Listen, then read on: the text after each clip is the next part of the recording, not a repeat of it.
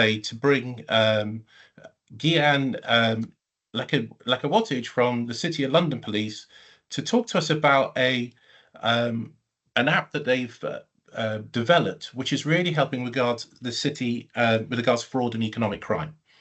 It's a huge part of what policing is looking into now, and I think it was in 2022-23 there was over £2 billion worth of fraud reported, and that's just the crimes that we know about. It's proving a big area of need and a big area of concern, and the City of London have been working very hard to create an app to help policing to do the best that they possibly can. So again, can I just bring you onto the screen, and can you tell us a little bit about the history and how you come to this app? Yes, of course. Thank you for the introduction, Mike. So I guess you're right. This actually, funny enough, you started about 2022, where this idea was actually conceived. And it was through the requests from officers within our own force, the City of London Police. We know that across the country, local learning and development teams are delivering some excellent work to equip new officers with the training they need to provide a policing response to their local communities. However, very similar to ours, the capacity to deliver training is limited, and it's mainly focused, understandably, for new officers around dealing with volume crime offences, starting off small and through experience allowing them to equip themselves with the knowledge to tackle more serious and complex frauds. However, fraud offences, and you mentioned the total value earlier on, but fraud offences currently account for 41% of all reported crime. And yet there still lies a sizable knowledge gap in basic fraud and economic crime training. Now, this leaves officers feeling daunted and ill-equipped to provide victims with the appropriate support they need when taking reports of incidents from both victims, individuals, and businesses. So why would we, and this is what we thought, why would we want to put our officers in a position where it's 3 o'clock in the morning and they're dealing with a member of the public that's come in and it's involved in a different offence, but at best they're resting on the inexperience of the public and providing them with limited prevent and protect messaging, to at worst giving them false information. Now, we, as well as all police forces in the country, are committed to putting victims at the heart of everything we do. So we're obliged to equip our frontline officers with the tools to do just that. So we carried out our scoping exercise, and we asked our frontline officers what they required. What did they need? We understood that they lacked that basic knowledge of specific legislation they can use when dealing with other crime types. The perfect example for us in the city was drug supply, as that is a most common crime type. They lacked knowledge about what powers are available to them to seize and confiscate assets that suspects have attained through criminality. We also found that officers didn't know who best to speak to locally in our own force to ask those initial questions that can assist them through their investigation. So that's why we wanted to develop and design this toolkit to give them, our officers and frontline staff, the most up-to-date information about identifying fraud offences and managing their initial responses to best serve the victim, preserve evidence of fraud and money laundering, regardless of what offence they're dealing with. We also hope that it can advise them on what they can do to reverse victims to the most appropriate support services, as well as providing them, as I said before, with that key protect and prevent and messaging, as well as practical advice that they can take on. Brilliant. So we employed the services of a third-party IT developer to put the app into an intuitive and usable format. Now, I must stress that none of the content that we provided the third-party developer, as well as what's in the app currently, is sensitive. It's all open source material. A toolkit that will assist our frontline responders. The app once developed or put into a usable format by the third-party developer, was handed back to the City of London Police, and it has been further developed by our own IT resources. That means that because we realise that ongoing governance and compliance through things such as information security, ICT, further issues with the internal resourcing, the managing or ongoing management of that app involves can produce significant issues to organizations bringing it into their or incorporating them as part of their project backlog. And we wanted to make this as easy as possible for forces. So that's why we've included it in this kind of format. Fantastic. And I know you're going to show us the app now. And for those watching, you are able to download the app from the solutions catalog, and we'll be asking Gemma a little bit later on to talk about it. So if we're ready. Well, I was just going to say as well, in sorry. addition to that, because you've mentioned it about how they can access the app. As I said before, we wanted, we wanted to make it as simple as possible for law enforcement to take this on, because we see that need being crucial and vital to officers up and down the country, no matter where they are. It is, as you mentioned before, Mike, it is, we have put it onto a Power Apps application. Why did we do this? Because we understand that most forces, if not all forces, are signed up to Microsoft or have Microsoft licenses in place, whether that be E1, E3 or E5. The good news is that this app should work on all three licenses.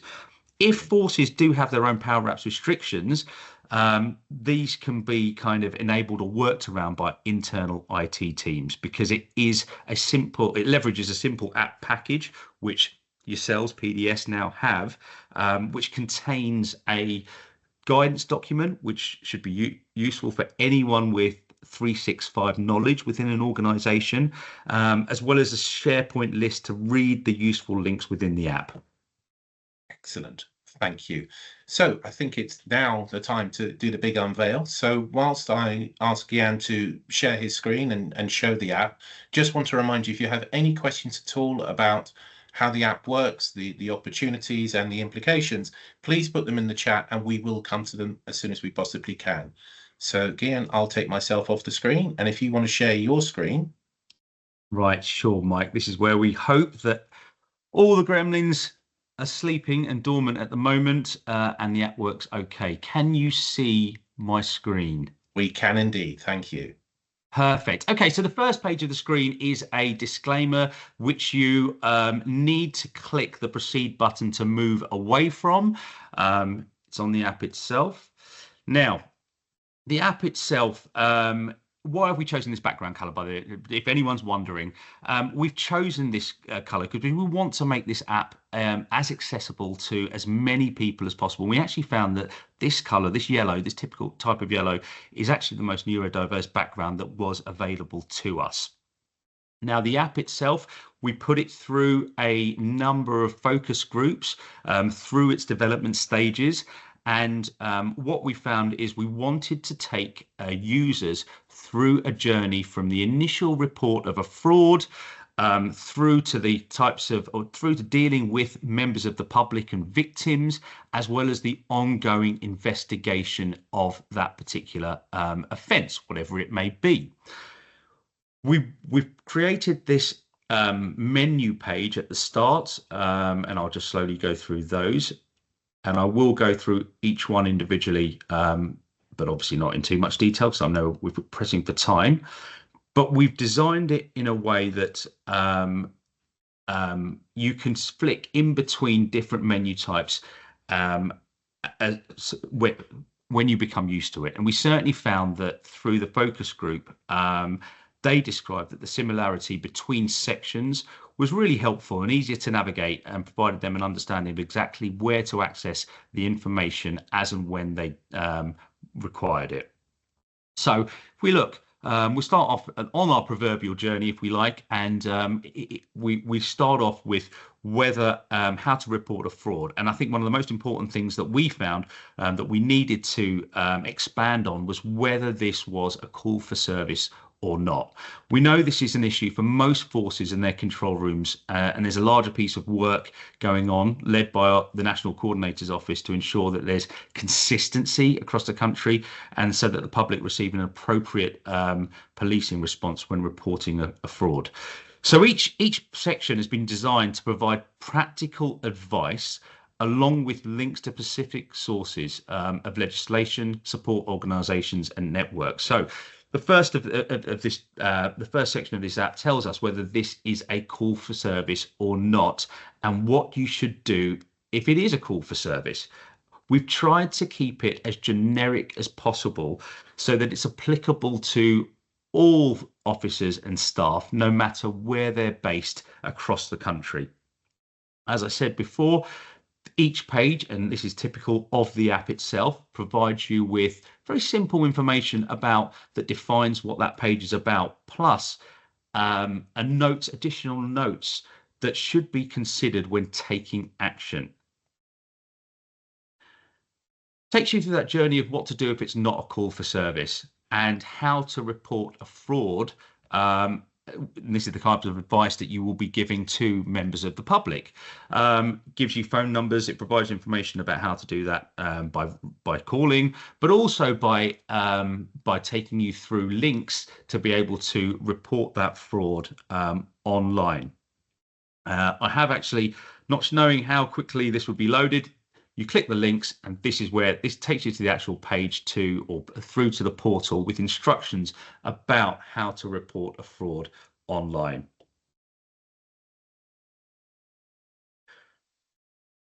The app also gives you more information about identifying vulnerable victims, how you can best assist them in making a report on their behalf, and signposting them to further victim care depending on the needs of each circumstance or interaction.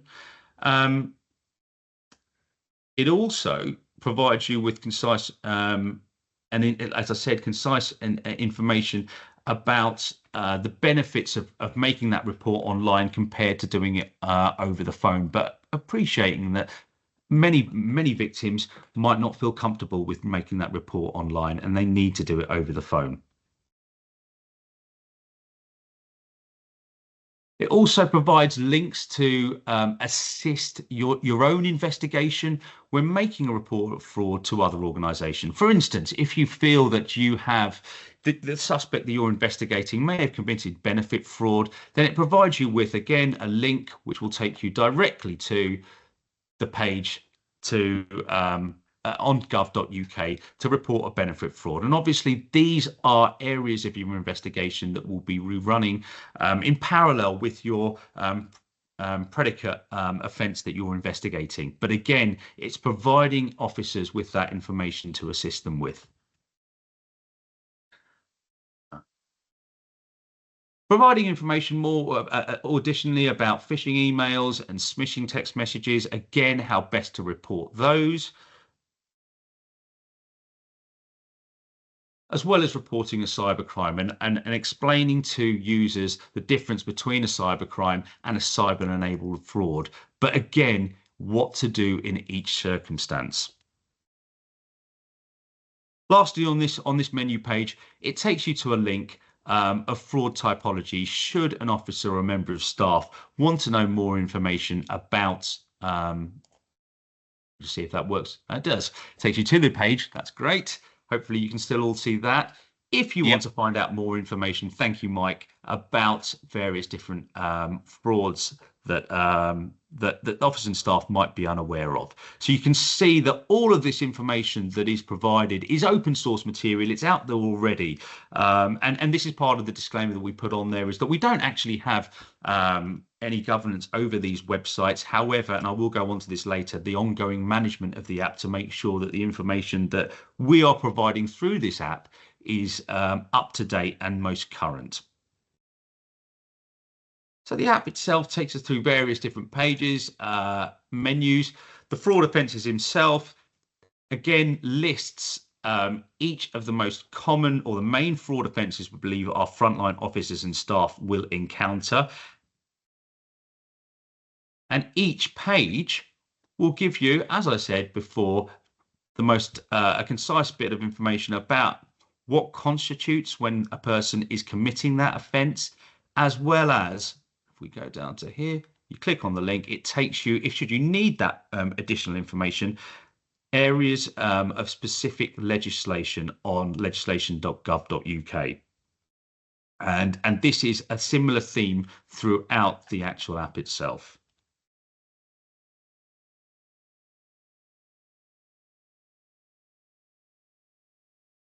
That. So again, one of the bits that we're really key and really thrilled to be able to give our staff, because again, this is the kind of things that they're able to provide really an exceptional service to members of the public, is that prevent and protect advice.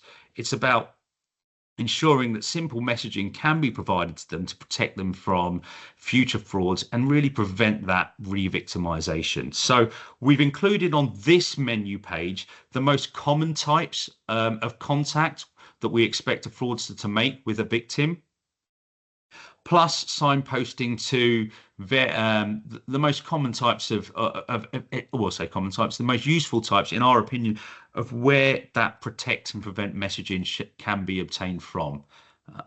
And again, it takes you to various different open source material that you can gather more information from.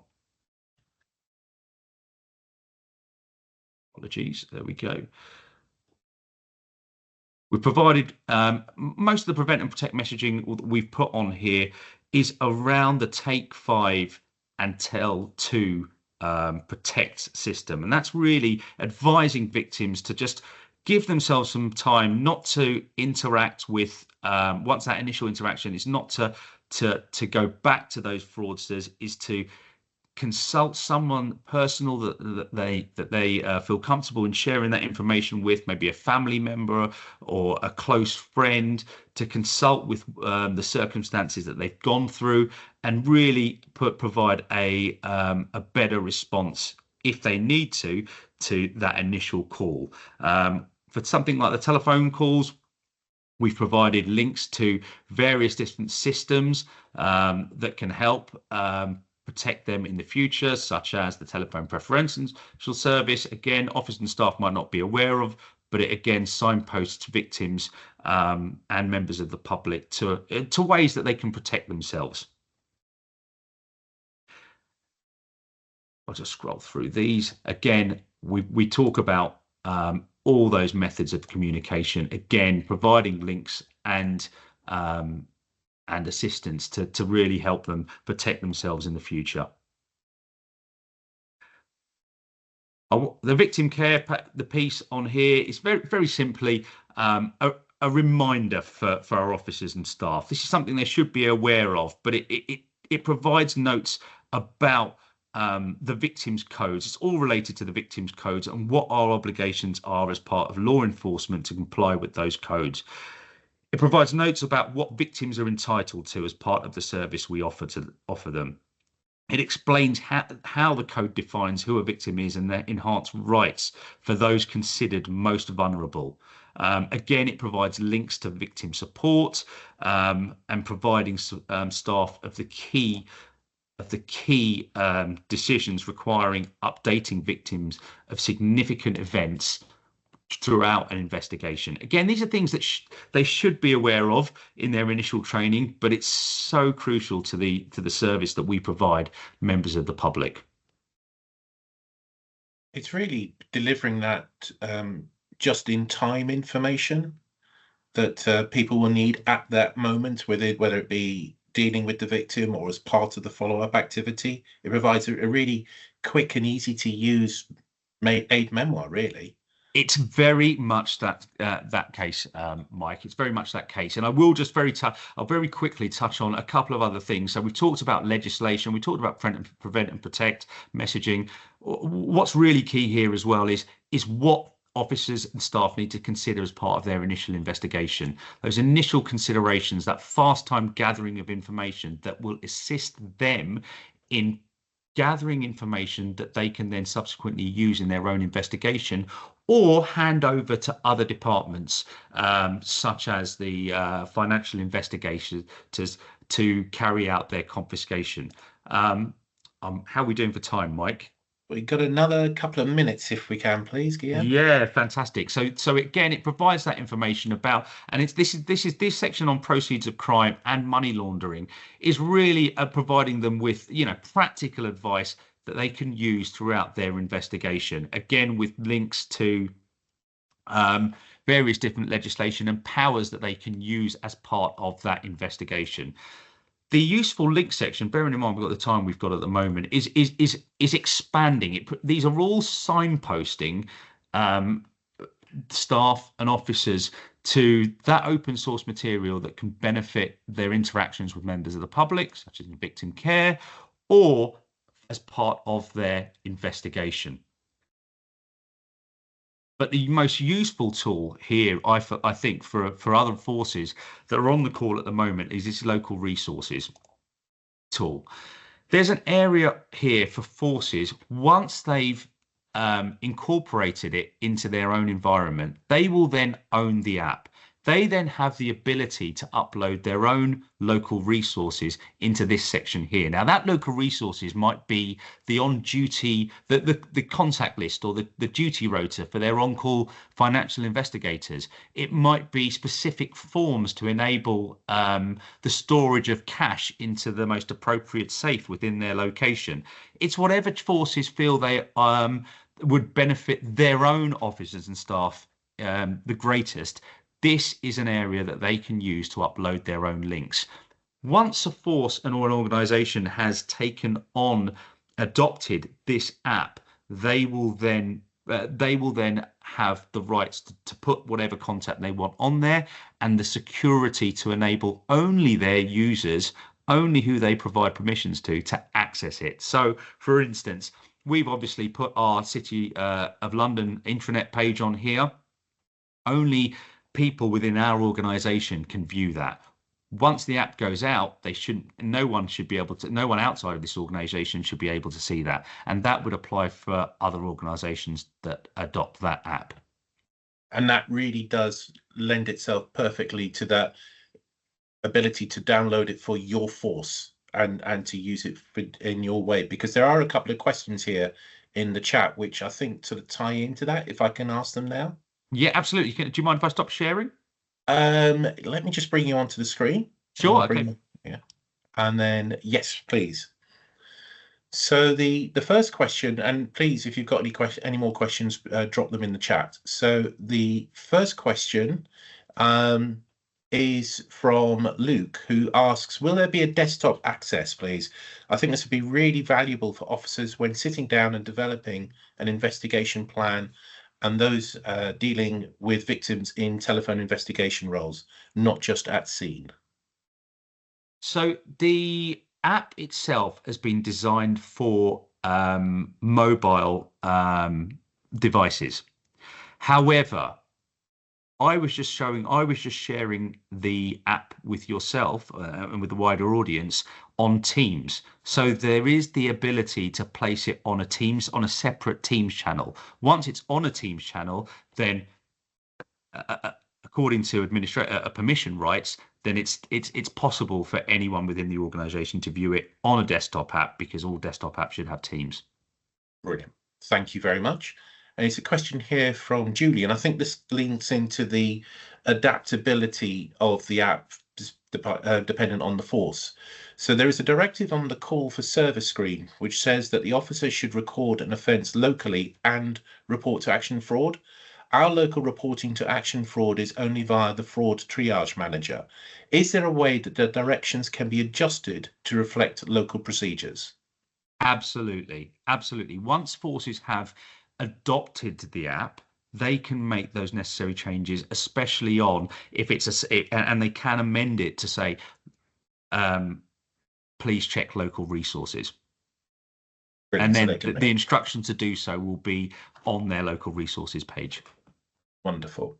Now, this next question here from Paul in Merseyside, who have the app, and the first line is perfect. We love the fraud app here at Merseyside ECT, so that's really going well. Now, I don't know if this is one that we want to talk about here or take offline, but it seems that Merseyside and Paul is experiencing an internal blockage for the app.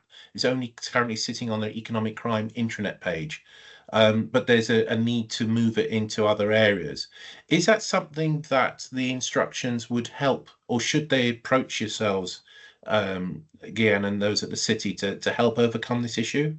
The instructions should assist with that. However, I would suggest, and again, I'm happy to take this offline with Paul and Merseyside, if he wants to. I would imagine that's an internal policy whereby they would have to go through the correct channels of governance to ensure that the app is available on other mediums other than just the economic crime intranet site. Okay, so that's something that they would need to look at in-house. Perfect. I think so. I think so. Okay, so we don't have any further questions at the moment. I have one though. Obviously, a lot of time and effort has gone into developing this and working with officers as, I suppose, live guinea pigs. What's the feedback been on from the officers on the success of the app? Feedback has been really positive. It's provided them with information that they haven't had access to previously. I think the main benefits for our officers in our force is understanding who to contact when, understanding that there is a financial investigation unit with financial investigators that can assist them as part of the confiscation process. If our officers are seizing large amounts of cash during a Section 18 warrant or on a stop and search, then it's providing them with the, if you like, and this is exactly what it is. It's the reference, the toolkit to understand, to know what information they need to gather at that stage, what forms to complete, to provide to our financial investigators to ensure that the confiscation process runs smoothly as part of POCA. Brilliant. Thank you. And it's as if we've paid James to ask this next question because it leads nicely into the solutions catalogue. James has asked, how can we adopt the app, please? I checked the Bedfordshire Power Apps link and don't have this at the moment. So you can access this through the solutions catalogue. So I'm going to ask Gemma to come onto the screen and I will bring up a presentation which will just show you how to access it. So just bear with me 2 seconds. And Gemma, so how can people get access to the fraud app? Thank you, Mike. It really is quite straightforward to do. Starting point would be on the PDS website. You go to the section on delivery and programs, and you'll find the solution catalog section under there. The easiest way then is to just click on the link and request access into the PDS tenant. It'll kickstart an automated process which will give you access, and then once you're added into the tenant, you'll be added into Teams, and the solution catalog is there, so you'll be able to go into it, search away, have a look at all the apps, and the fraud app is there as well on there. Now, as we speak, you can go and have a look at it. As we've mentioned throughout this session, it's around getting it deployed and adopted, so going through your IT team, so that's essential. Have a look at it and contact your IT departments really to see about how you can kind of get this deployed and get this adopted in your force. Brilliant. Thank you, Gemma. We are sort of running a little bit short for time, so there's a couple more slides before I say thank you to Gihan and wish you a good day. So just a couple more announcements. Gemma has obviously explained how to get onto the solutions catalog. When you click on the link, you should get this form that you can see on the screen, or be coming up onto the screen, that you need to fill in. Once we've had that received it completed in the PDS, we will then process your application and you will be able to get access to the solutions catalog and to this fantastic app. Just a couple of more announcements. So we got the Police Digital Summit coming up in September. There's still a chance for you to register and get your places. There's plenty of places for you to join. We've just closed the applications for the awards that's going to be held for the first time, and we've had an absolutely fantastic number of entries from policing, really showcasing the great work that's been going on. So the judging begins, and if you want to get a chance to see who's won, as well as all the amazing content that's going to be at the summit in September, please use the QR code or come onto the PDS website and you get access to register for the summit.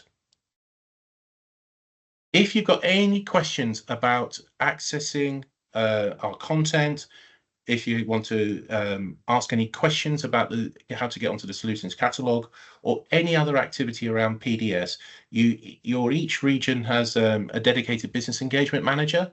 The details are there on the screen. These are the guys and girls who will able to give you all the information you need. So please do give them a call and they will be more than happy to help you. And at any time at all, if you want to replay the webinars, if you want to see this webinar again, it will be up on our website, hopefully by the end of this week. All the ums and ahs and my tripping over my tongue at the beginning will be edited out. So it'll be a really slick showcase of Gihan talking through the app today. So come onto the website and you can access it there. I think just leaves me to thank Gihan so much for showcasing the app. It's been absolutely fantastic. I think it'll be a huge aid to frontline officers and staff when they're investigating these crimes. Thank you all for your time today. Thank you for tuning in. We'll be putting out details of the next Wednesday webinar in due course. But until then, take care and we'll see you soon.